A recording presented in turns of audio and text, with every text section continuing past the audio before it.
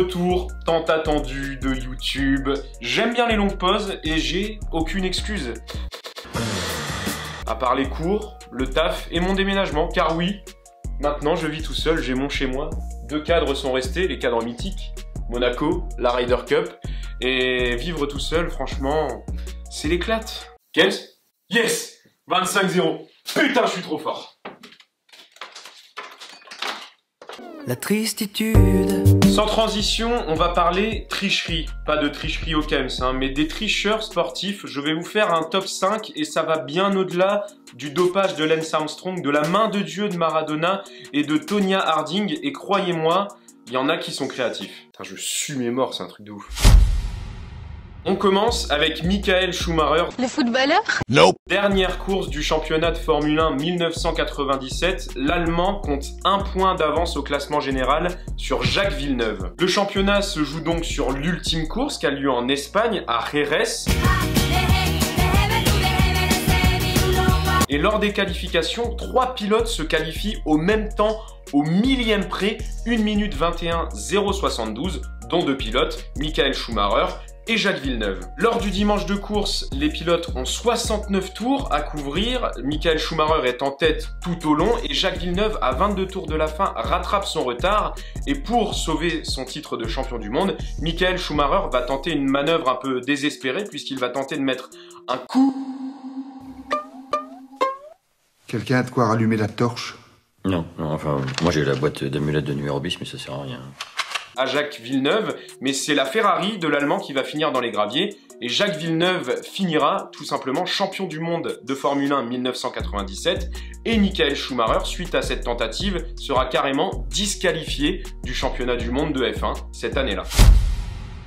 Jeux paralympiques de Sydney en 2000. Les Espagnols remportent la finale de basketball pour déficients mentaux. Ils repartent dans leur pays, médaille au cou, mais bien évidemment, vous sentez venir la douille. Car dans cette équipe gagnante, 10 des 12 athlètes ont simulé une déficience mentale et étaient donc valides. Fils de pute, FILSDE, PUTE. Conséquence de cette tricherie, les Espagnols vainqueurs ont dû restituer leur médaille et plus grave encore, le comité international paralympique a refusé plus tard l'accès aux Jeux pour les personnes atteintes de déficience mentale, jugeant trop compliqué de déterminer le degré d'incapacité des personnes atteintes justement de ces déficiences.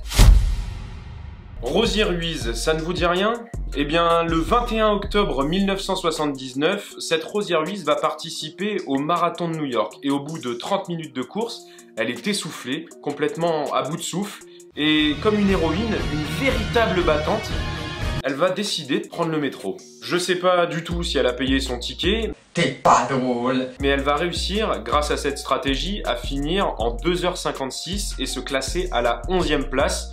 Un classement qui va lui permettre de se qualifier au marathon de Boston, marathon plus prestigieux que celui de New York, auquel elle va évidemment participer. Personne n'a su pour l'histoire du métro lors du marathon de New York, et donc elle va tout simplement décider de tricher pour le marathon de Boston. Et pour son deuxième marathon en tant que tricheuse, Rosier Ruiz, elle est passée dans un game de tricherie tellement flagrant que personne l'a capté, puisqu'elle a décidé de prendre un hôtel au niveau de la ligne d'arrivée, pointer le bout de son nez sur la fin du marathon avec son dossard en traversant la foule.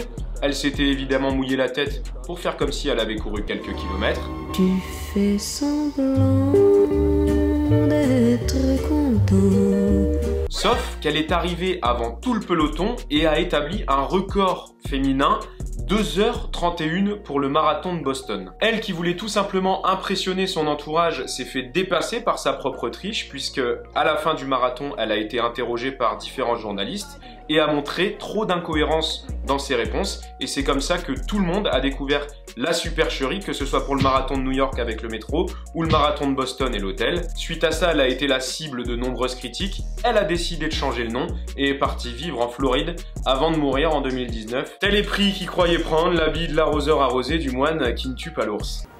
C'est nul!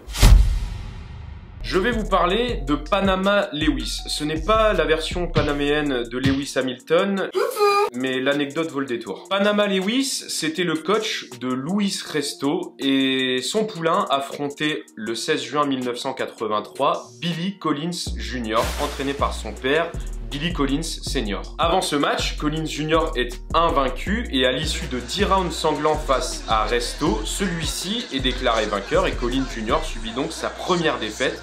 Mais pire encore, il subit une déchirure de l'iris qui entraînera une vision floue pour le restant de ses jours et mettra fin à sa carrière de boxeur. Mais l'histoire ne s'arrête pas là car Billy Collins Sr., en voyant l'état de son fils, se dit qu'il y a un problème et demande une enquête. Celle-ci est ouverte et on se rend compte qu'il manquait 0,75 pouces de rembourrage dans chaque gant de Luis Resto. Suite à cette enquête, Carlos Panama Lewis, le coach de Luis Resto et son boxeur sont jugés pour voie de fait, complot et possession d'une arme criminelle, laquelle les mains de Luis Resto. Le coach Lewis sera condamné à 6 ans de prison et sera interdit d'occuper un quelconque rôle officiel dans un combat américain.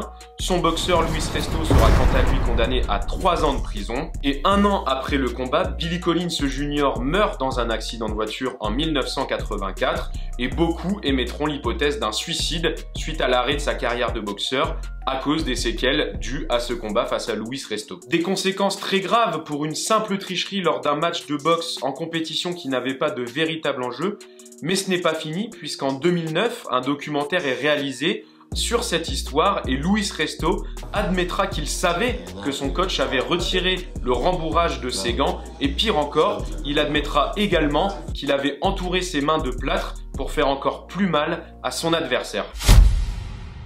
Boris Onyshenko, pentathlète de l'URSS et accessoirement lieutenant-colonel du KGB,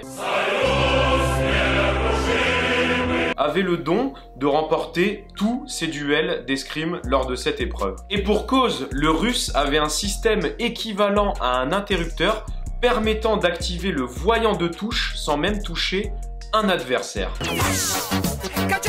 Chapeau, C-H-A-P-E-A-U. Une supercherie mise en place par Onyshenko lors des JO de 1976 et découverte lors de cette même édition, le voyant de touche s'étant allumé plusieurs fois successivement lors de la finale contre les Britanniques. Conséquence de l'intervention de Q sur le sabre d'Onyshenko, l'URSS est exclue des Jeux Olympiques de 1976, Onyshenko est exclu de toute compétition olympique présente et à venir, et ses coéquipiers le jartent carrément de l'hôtel lors des Jeux Olympiques justement de 1976.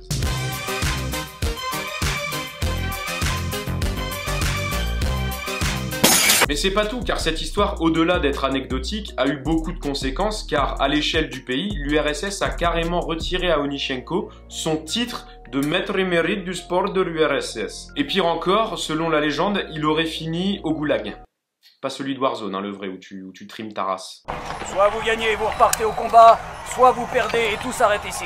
C'est la fin de cette vidéo, j'espère que ce top 5 vous aura plu. Et il y a une leçon qui se dégage de ces histoires, si vous trichez, bah faites-le intelligemment. Je laisse désormais la parole à Dimitri Krakers. On se retrouve très bientôt, même heure, même endroit, France.